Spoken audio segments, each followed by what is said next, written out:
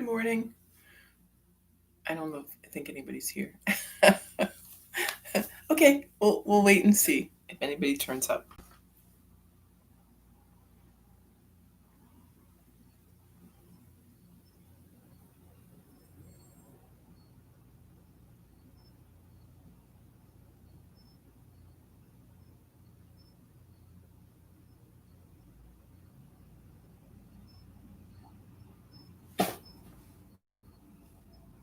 Oh, now some people are here. Okay. Well, good morning. Monday. It's supposed to be hot today, very hot. So, um, stay indoors, stay cool, do something fun inside.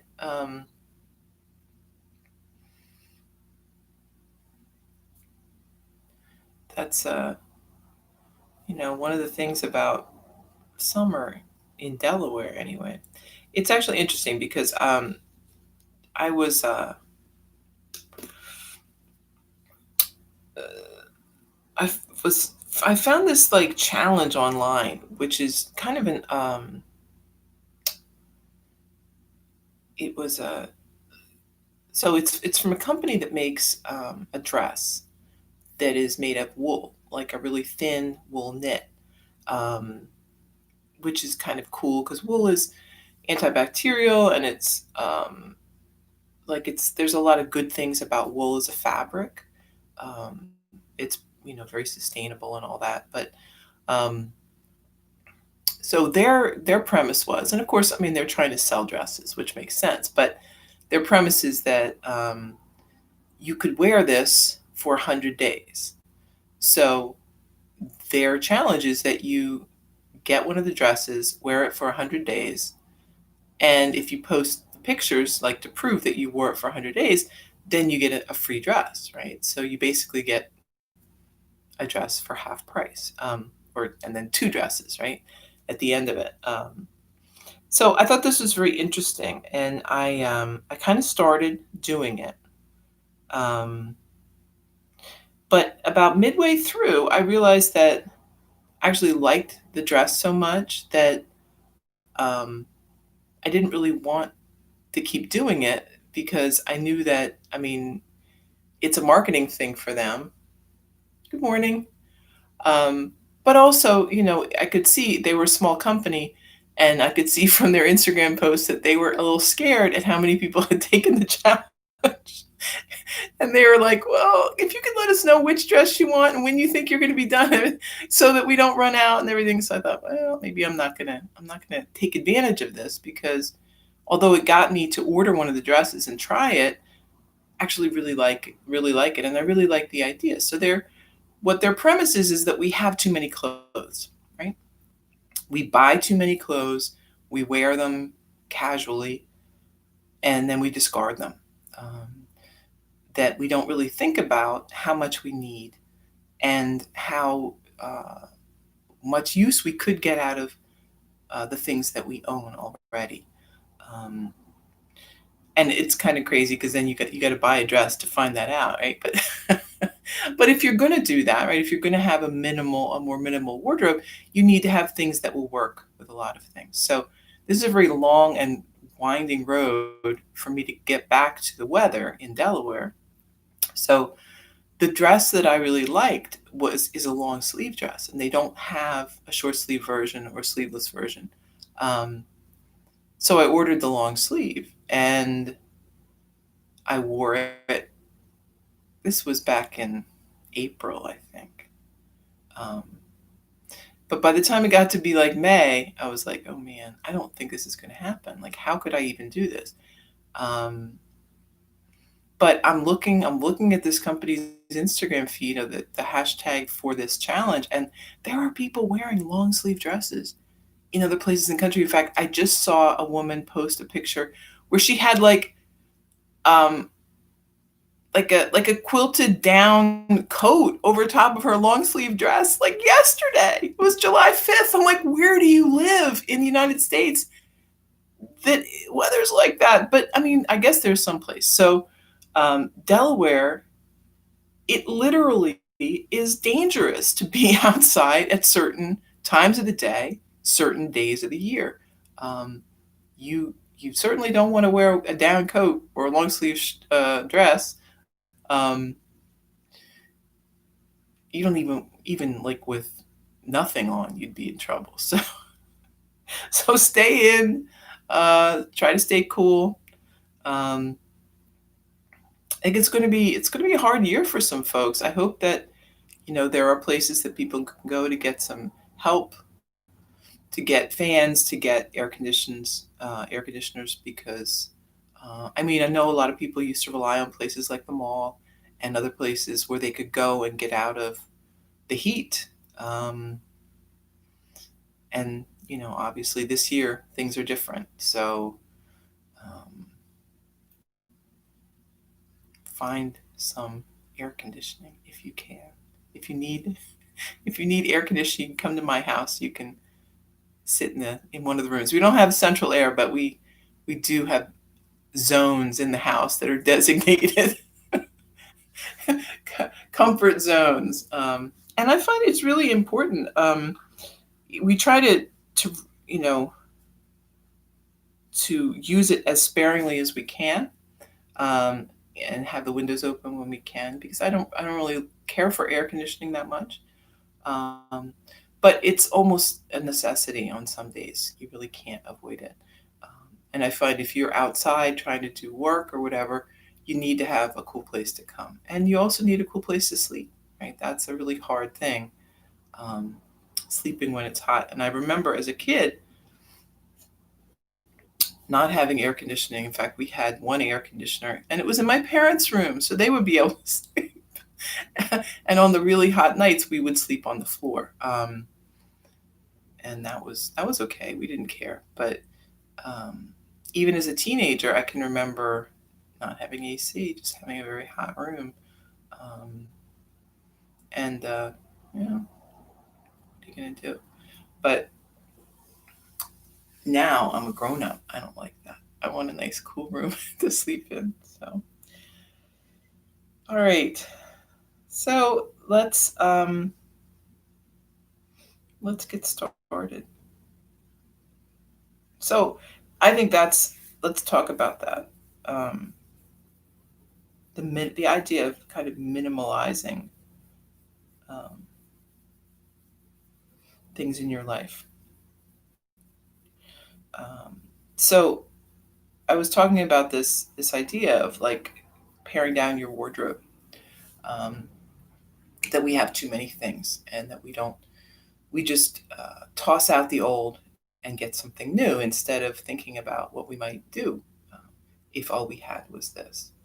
Um, but if you think about it, if you do something like that, it makes everything in your life simpler, right? If you only have like two or three dresses and that's what you wear, um, how easy would it be to pack to go somewhere? You wouldn't need a huge luggage. You just need a little bag. What about laundry? Think how easy laundry would be. My husband does our laundry. Thank you very much, Dave. I see you tuned in. Um, and Hey, it's great. I don't really have to think about it. Right? He just does it, and no matter how much laundry I throw in there, he brings it back. It's great. It's like being a kid again, right? Um, but less, right? Why not less? There are costs to everything that we own. Um, it takes a toll on your time, your attention, your money, obviously. Um, the more spread out you are, the less time you have and attention for each and everything. Right? Um, so, minimal living, simple living. If you, I mean, that's sort of a stereotype, but it's not. It's not a stereotype that's untrue. That idea of people on a spiritual path generally have less. in the way of possessions. And it's not because they are, uh, you know, better than you, or there's nothing about that inherently that makes you a better person, but it gives you more time. It gives you more freedom to pursue other things. You aren't worried about accumulating these things. You aren't worried about where to put them, how to arrange them, um, uh, changing your decor. Uh, a lot of the things that we can spend a great deal of headspace working on. Um, so it may not be, and that may not be where you're at right now. That may not be the time in your life that you're ready to get into that. But um, I think we all do at some point, right? Most of us, that we move into that place where we have gotten a lot of stuff, and we realize that all this stuff is great and it's enjoyable, but it doesn't have any real meaning in and of itself. And it can be oppressive, right? Too much stuff. So we start to discard, and we set some things aside, clear things out. For a lot of people, as they get older, that's a real goal, is letting things go, giving them away, donating them, selling them. But, a lot of times giving them away is a real good thing. I know my dad accumulated a lot of stuff in his life. He had a business for, 40 years, and was kind of like one of these guys who would just, if he needed something, he'd buy it. And if he saw a good deal on it, he might buy 10 of them and store them for later. So, when he got to the point where he was ready to retire, he had so much stuff. And his goal really was to find a home for each and every item, which was a little unrealistic. But to some extent, he could, right? For 40 years, he'd been building all of these, business relationships and acquaintances and friends of friends. So he put the word out like, hey, I'm getting rid of stuff. Come see what you can use. And he had a bunch of people would come, and they came with their children, um, with their younger people who were trying to get started, and took what they could. And that made my dad so happy, even though he was a guy who really, you know, valued money, valued, getting a good deal for your dollar. He also understood the importance of giving back. That if you had something, and you could help someone with it, great. You don't need it, pass it on. So if you have things in your home that you're concerned about, maybe you don't want to invite a bunch of people in to start picking through your stuff, um, but think about gifting it to people. Think about even just giving it to Goodwill or something like that. You are basically gifting it to someone. Someone is going to find that and be thrilled. Someone is really going to need whatever it is that you keep tripping over every time you walk down the hallway. So don't be afraid to let things go.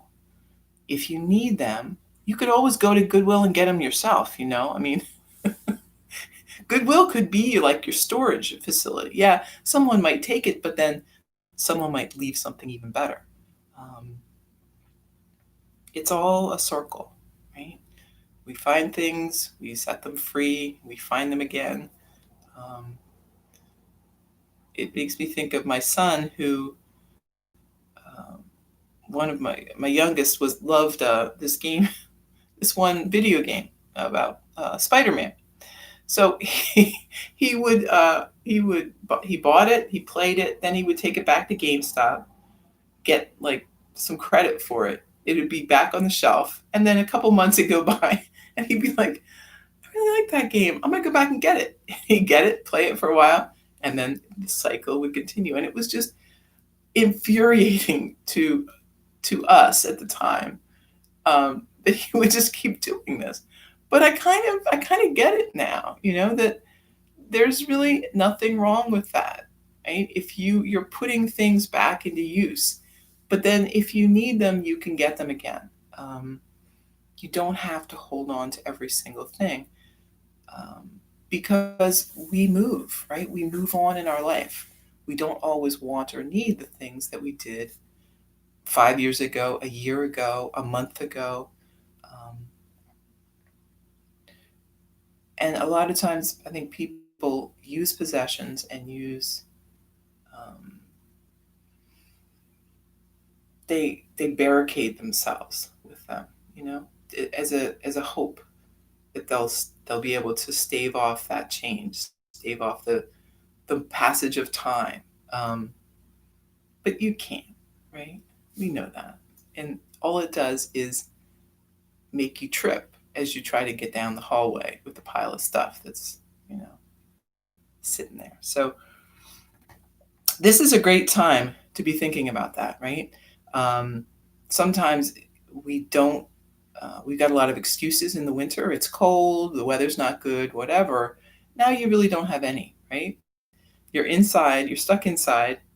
Uh, Go through some of that stuff, box some stuff up, do something every day, just a little bit. In a week, you'll be amazed at how much has moved.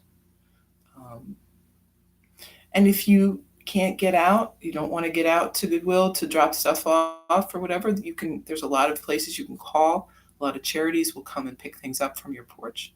Um, so there aren't any real excuses for not doing this, except that you don't want to, right? Or you don't feel ready to do so. But if you're not ready now, start thinking about it so you can get ready. It is it's a blessing to lighten yourself of some possessions, um, and having less stuff gives you more room to enjoy the things that you do have that you love. Um, all right, so in yoga terms, less is always more. Um, Material possessions weigh us down. So be mindful of what you have, uh, whether you're using what you have, and whether you can pass that on to someone else. Okay? Parigraha, that's one of the yamas, which is not hoarding, not holding on to too much. Um, and a lot of times we're not doing this intentionally or with bad intent, right? We're not, oh my gosh, I'm going to hoard all this stuff. But that's what happens, right? It becomes a habit. We're kind of stuck in our ways. We don't feel like, you know, getting off our rear end and start moving this stuff out. But if you can get started with it, you will really reap a lot of benefit from it. All right, so asana now. And let's focus on letting go of things you don't need. Um, Maybe thoughts and beliefs, letting go of our expectations about our practice and about ourselves. Instead, just enjoying what you have today.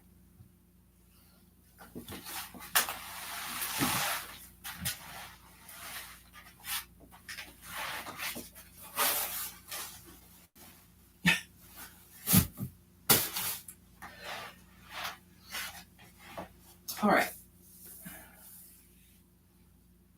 Sitting up tall, relax the shoulders.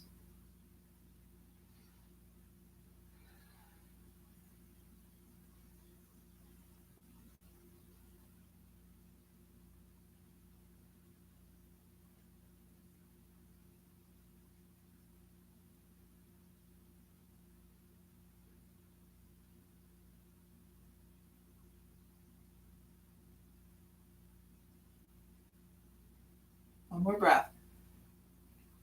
And then we're bringing the chin down toward the chest. Let the head hang down. Shoulders relaxed.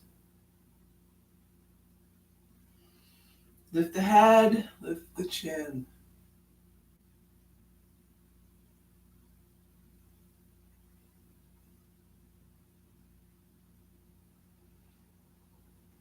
to center. Take a breath, moving head to the right.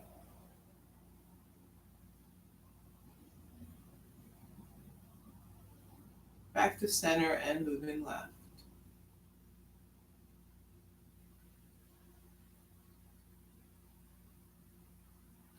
Back up to center. Walk your hands out in front.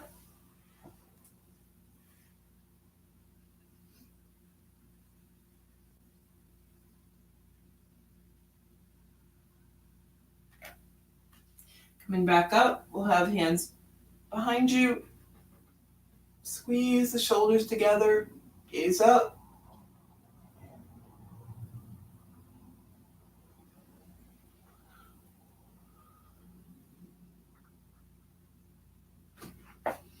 Back to your seat, arms wide. Deep breath. Exhale, hands together. Inhale wide. Exhale, hands together. Interlace the fingers. Lift the arms, gaze up. And then hands down by your side. Inhale, lift. And lower. Lift. And lower. Lift the shoulders, roll back.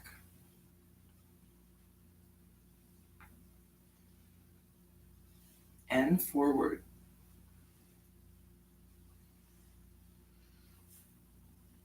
Right hand on left knee, left arm behind you. Sit up tall and then twist.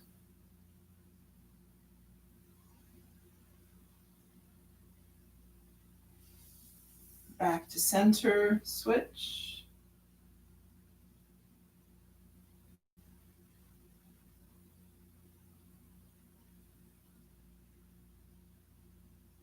And back to center. Tabletop.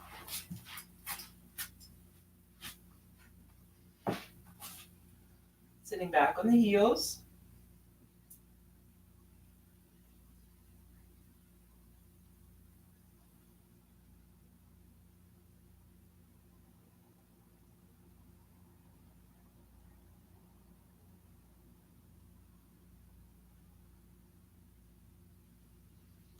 Moving back up to tabletop.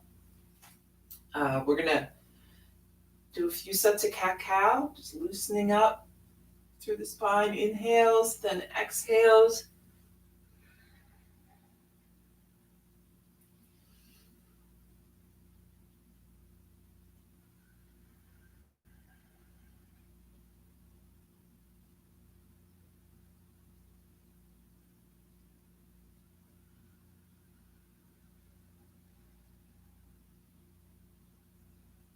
Sitting back again on the heels. Maybe bring the knees a little wider if you have them close together.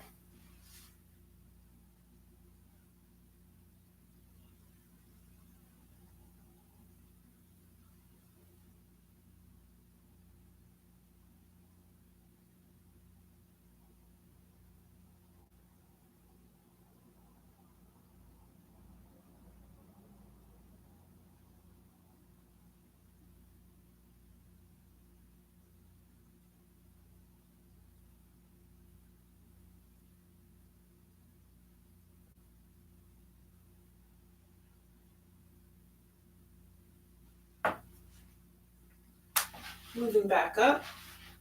Tabletop to downward dog.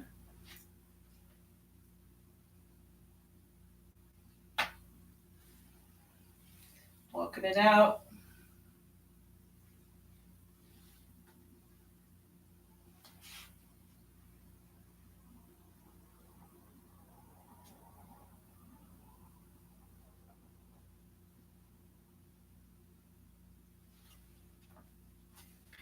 Step the feet up to the hands. You're in a fold. Take a few breaths.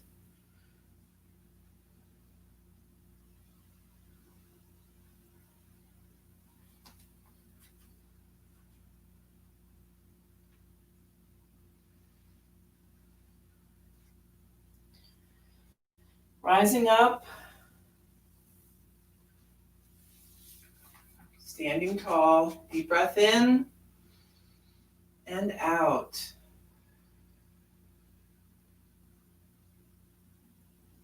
Inhale, lift. Exhale, fold. Inhale, flat back. Exhale, right foot steps back. Drop the knee. Arms overhead.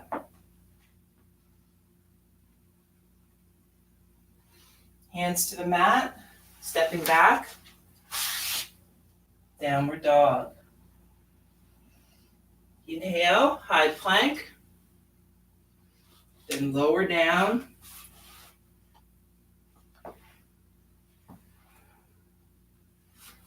Inhale, lift, head and chest. Lower.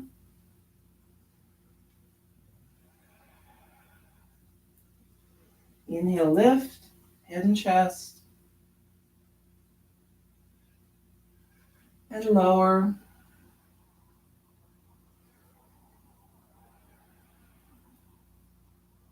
Once more, lifting up head and chest. Hold here for a breath. And then lower down.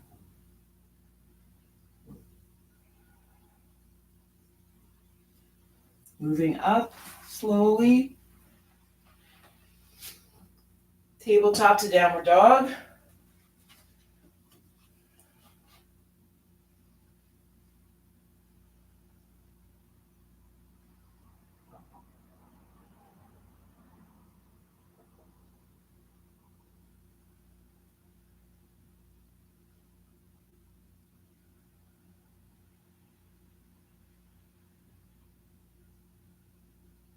Take one more breath, and then we're going to step the right foot up by the hand.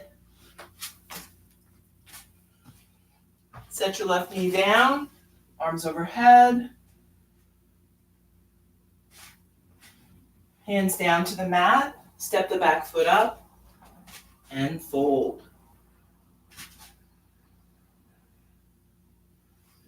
Inhale, flat back. Exhale, fold. Inhale, lift your arms high overhead. Back to mountain. Take a breath.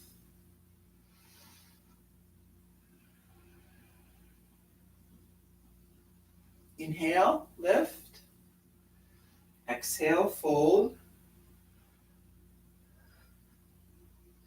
Inhale, flat back. Exhale, left foot steps back. Drop your knee. Arms overhead.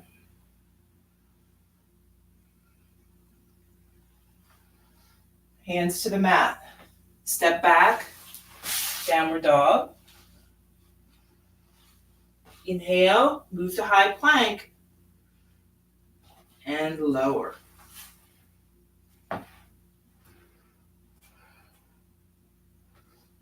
Inhale, lift, head and chest.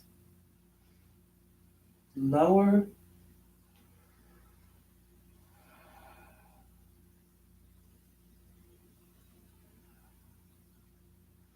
Inhale, lift. And lower. Once more.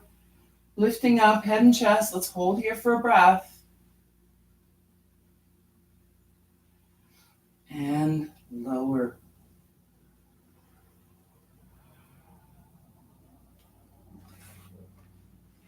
Tabletop, downward dog.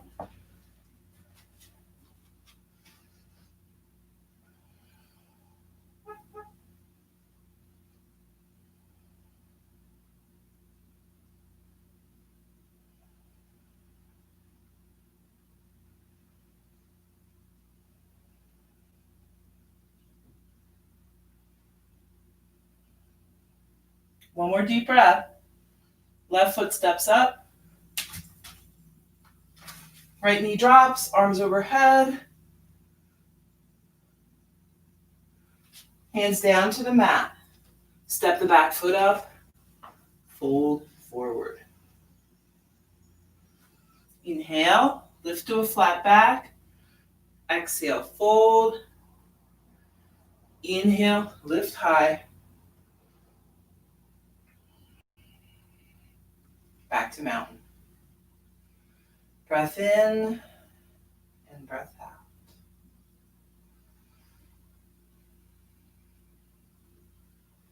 Inhale, lift. Exhale, fold. Inhale, flat back. Exhale, we're going to step back with the right. Set your knee down, arms overhead.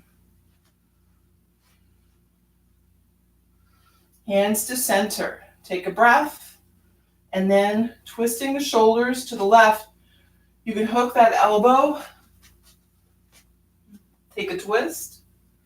If you don't like leaning out that far, you could be more upright.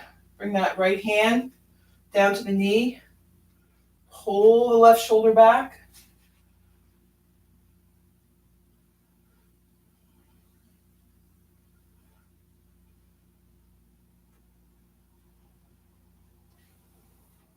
Coming back to your center. Left hand down by the foot. Right arm lifts.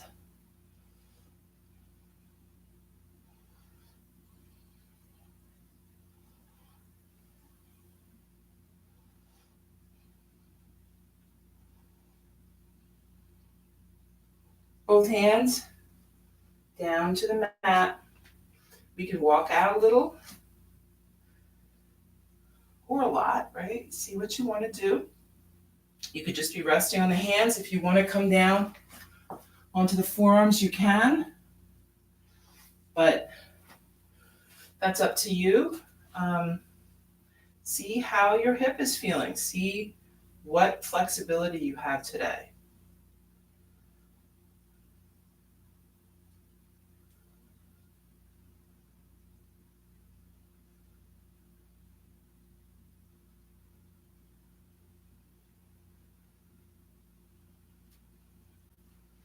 And then let's walk the hands back. We're going to be straightening out this left leg. You might wiggle it up a little. And then you may stay here if you feel like you're at your limit, or you might fold forward some.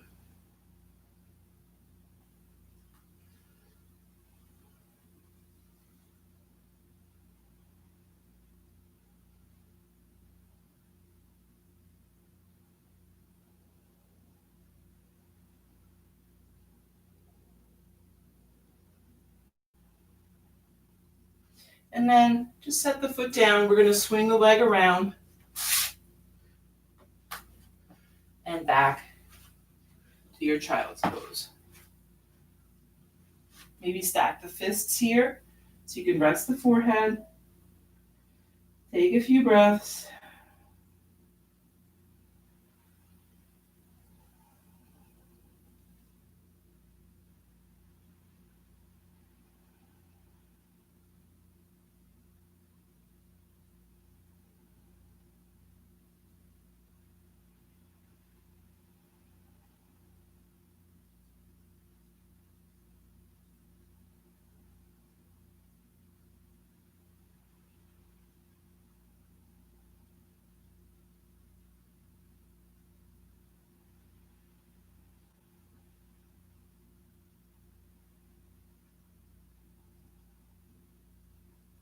Then moving back up, tabletop to downward dog.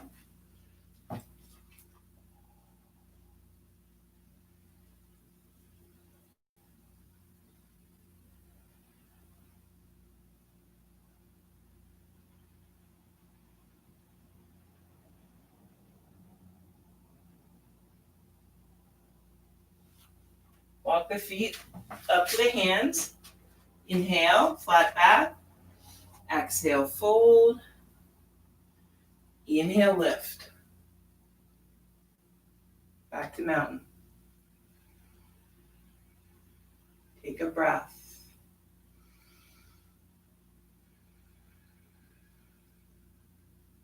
Inhale, lift. Exhale, fold. Inhale, flat back. Exhale, we're stepping back with the left. Set your knee down, Arms overhead.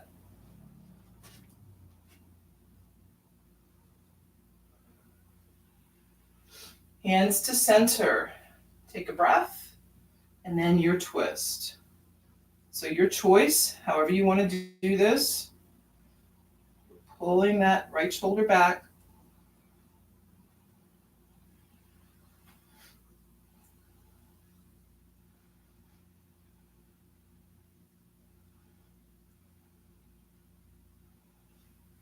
Coming back to center. Right hand down by the foot.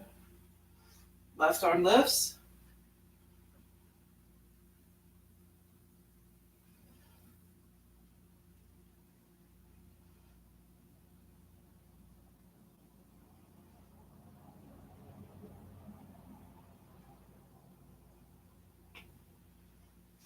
And then both hands down to the mat. Walking it out. Or coming down onto the forearms. Whatever you want to do.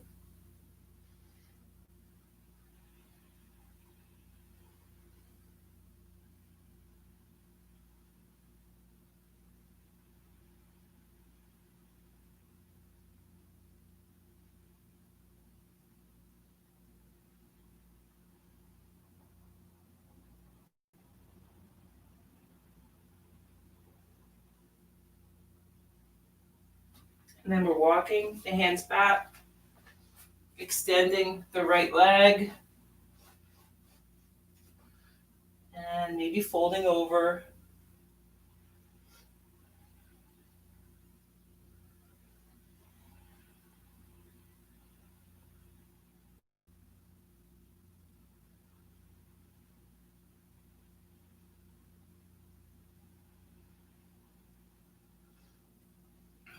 And then set the foot down, swing the leg around,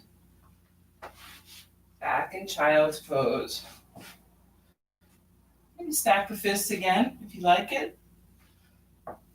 Breathe.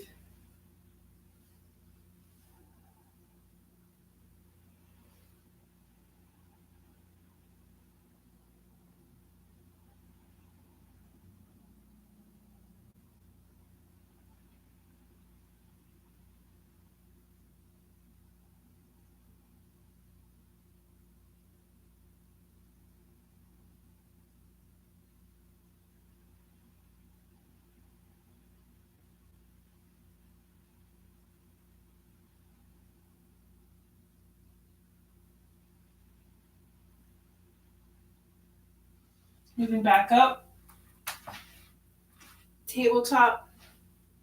So we're going to extend the right leg back.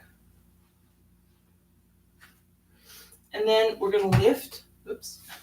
I'm not. Until I move up here. We're going to lift the right leg, left arm.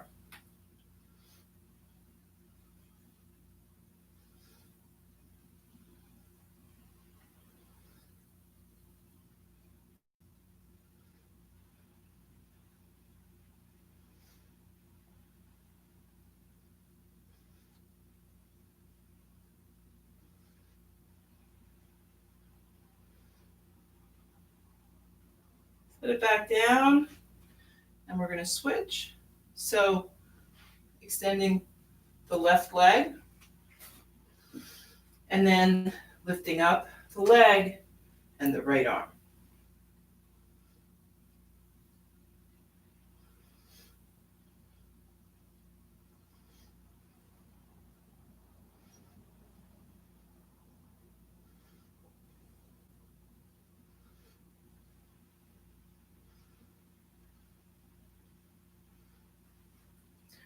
Everything back down. And one more child's pose. Relax.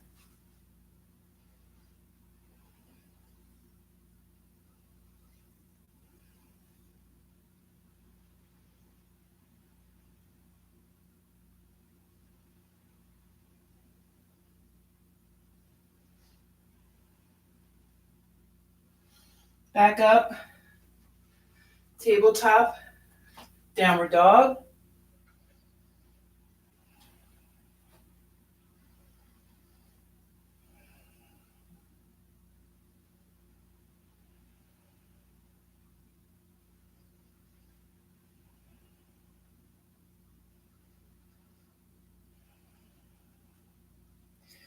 On your next inhale, we're moving forward to high plank.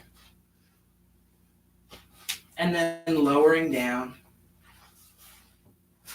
All the way down. Head turns right. Arms by your side.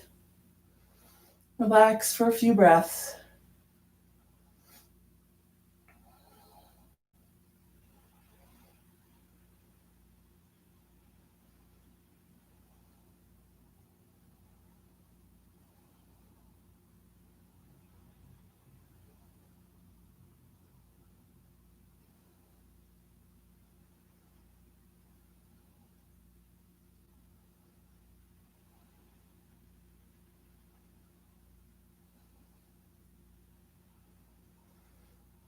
Bring your head back to center. And we're going to get set up for Cobra. So hands are about chest height. Elbows close. And when we're ready, we'll start lifting up, head and chest, cover the hands.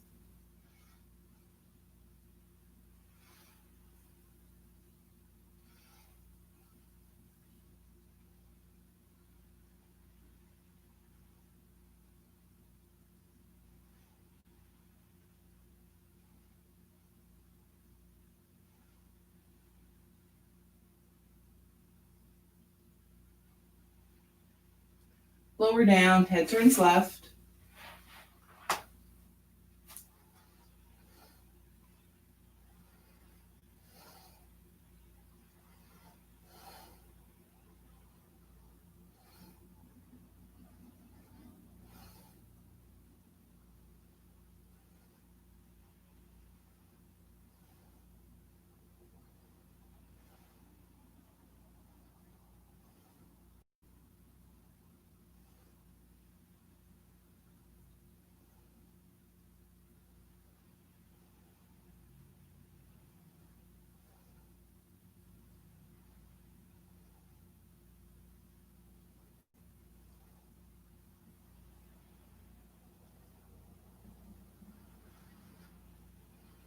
Head back to center.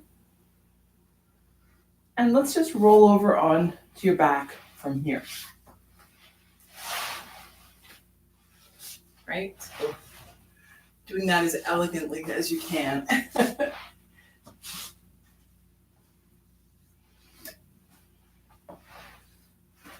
And get comfortable, right? Feel the hips and the shoulders nice and supported here.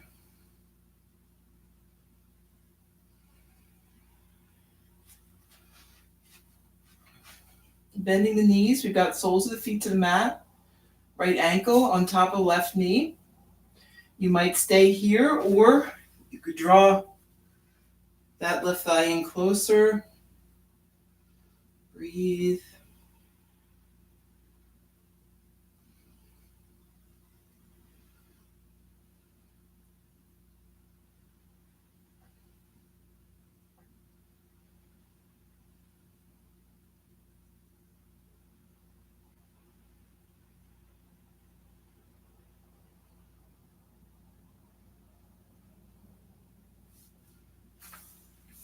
Set both feet back down. Switch sides.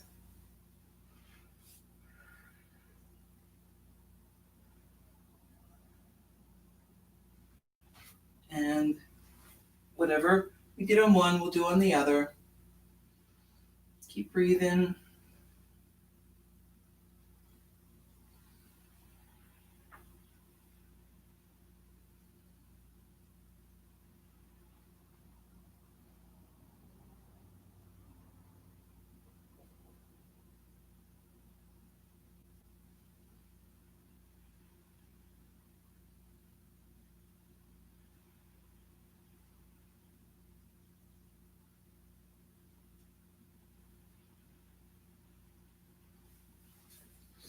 And then set both feet down. We're going to bring soles of the feet together, knees apart. Just rest your hands on your belly.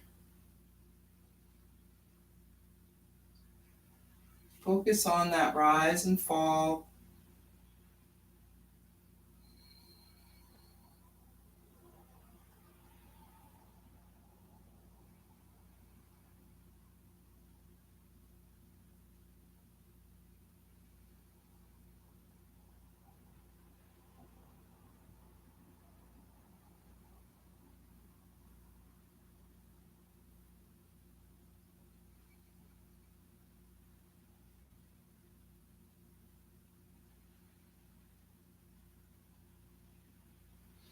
And then bring the knees together. We're going to walk the feet to the outer edges of the mat.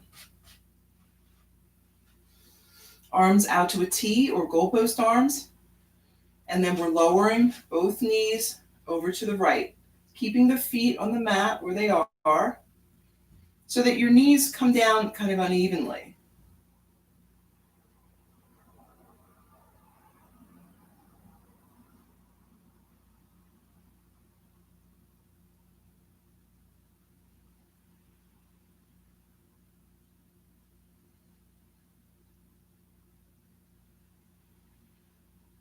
And set your gaze to the left.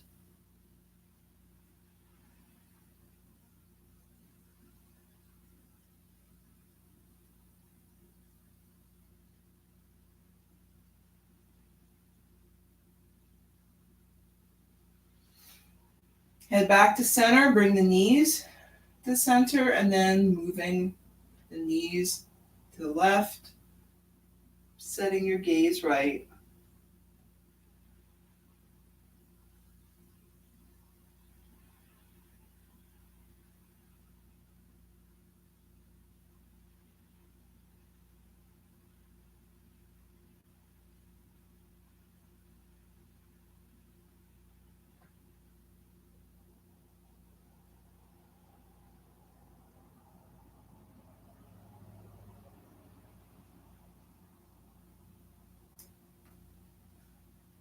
Knees back to center. Let's bring them into the chest. Rock a little side to side. Make some circles if you want. It's massaging that lower back.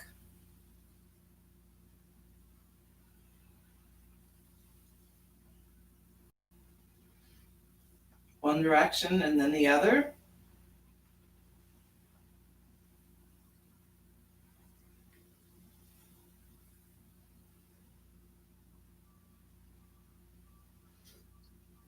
And we're going to do happy baby here. So you're extending the legs, maybe reach for the instep, the foot, or the ankle, whatever you can reach here. And then you can stay right here. Maybe draw the knees down a little bit. You can move if that feels good, or just stay still.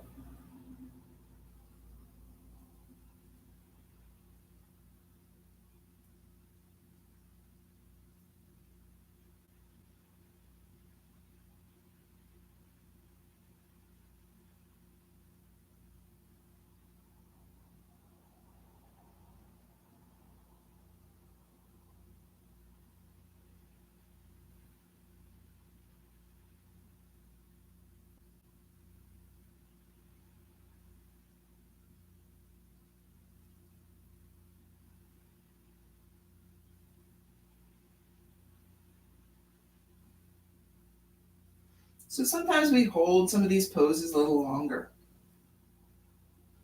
And when you do, you notice different things happening, sensations in different areas of the body.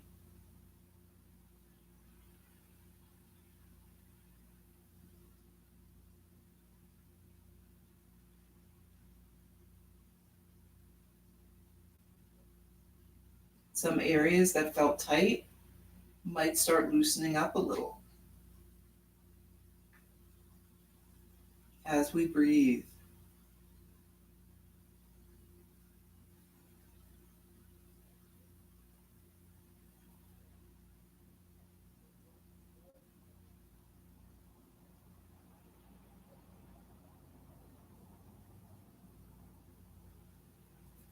And then we'll release. Bring the knees back into the chest. Rock a little side to side.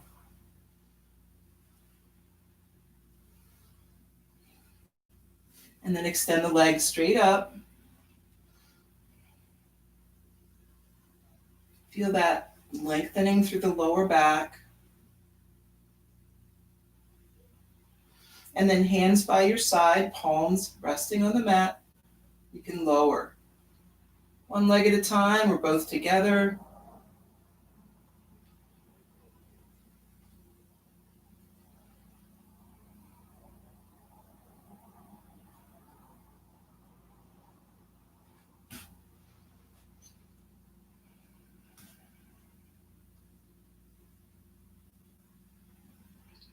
And then just arranging yourself on the mat in a way that feels comfortable.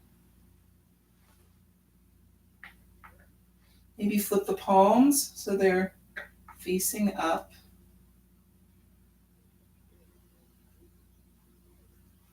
So a lot of times in Shavasana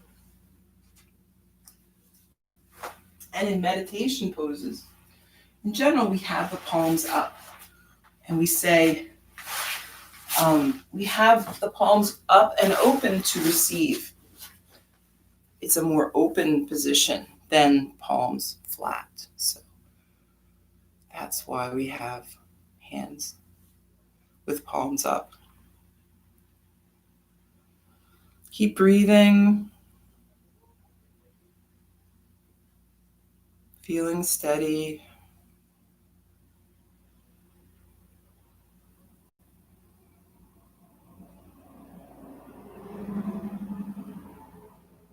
Setting aside thoughts that may creep in. Finding our focus.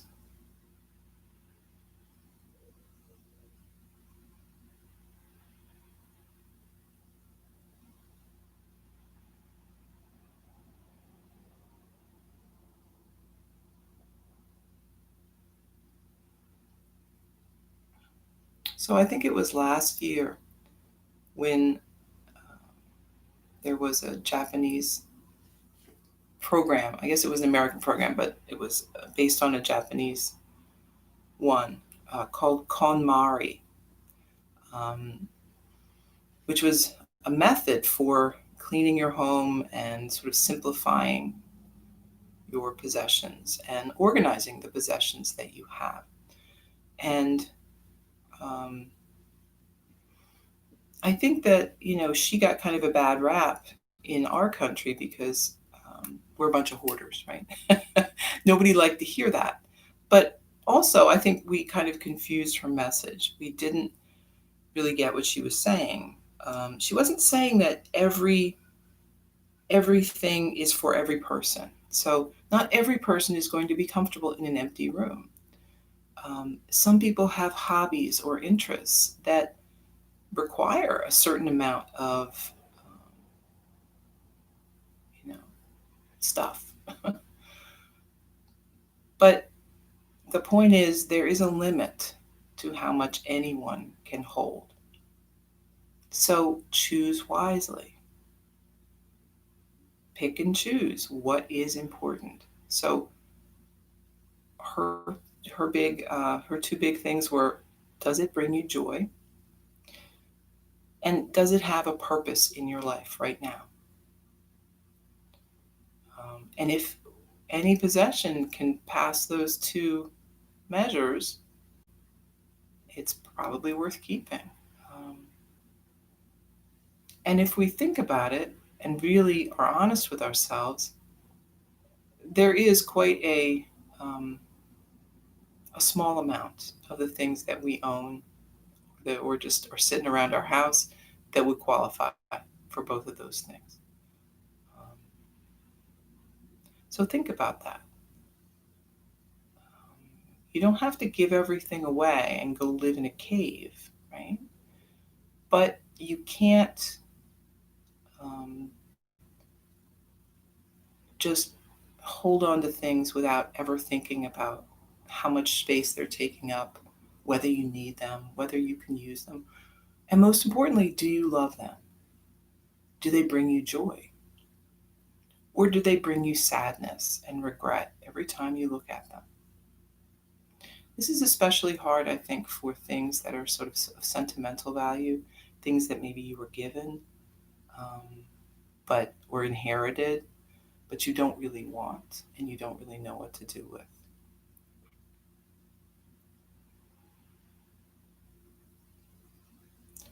So my best suggestion for that would be, again, use those two rules.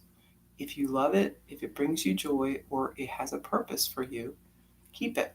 If not, give it to someone who might feel that way. And if you don't know anyone, just pass it along to Goodwill, pass it along to some charity where someone will find that and love it. There's something for everyone, right? That's the truth. You look at people's houses, you'll know everyone has very different things that they love. So there's no need, there's no requirement to hold things that don't bring you happiness.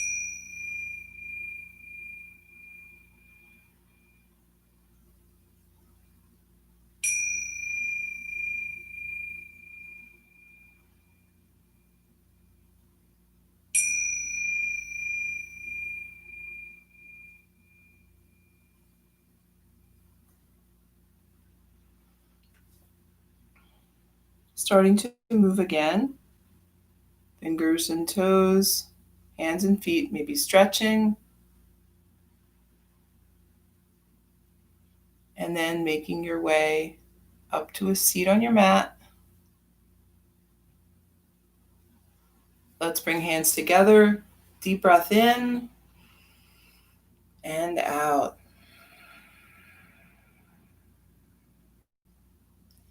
Thank you for taking time this morning for yoga and for sharing it with me and everyone here. I hope you have a really good Monday and that you stay cool. Namaste.